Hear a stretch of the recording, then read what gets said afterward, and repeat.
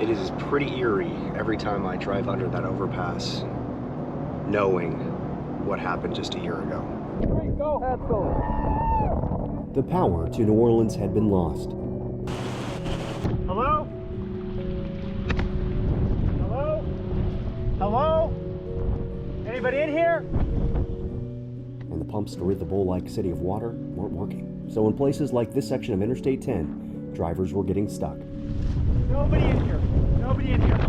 We helped 3 stranded drivers reach safety. Tell them not to go on the highway. But in the hours following, another driver wasn't so lucky. It was too late. I probably did CPR on him for probably about 20, 30 minutes. A majority of deaths in hurricanes like Ida are caused by water. And just to the west of New Orleans on I-10, a town named Laplace was filling up with storm surge from Ida's wind, blowing in water from Lake Pontchartrain. We were watching the water rise, and the water, when we looked out, it was on the sidewalk, then the lawn, and the last time we looked out, we could only see our porch. Ivory's entire neighborhood was submerged under feet of water.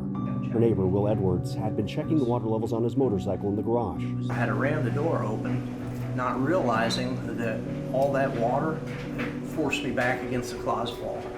And then I just stood there and left it rush over me.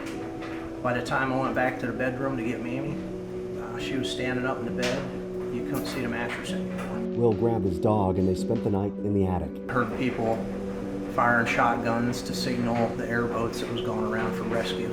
And he brought us over to my daughter's house. When we got there, she was in her driveway crying, and she said, "Mom, I thought y'all had drowned." They had survived the night, but as you'll see in part 2, that was just the beginning of a year-long nightmare, as many are still struggling to get back to what life was like before Ida.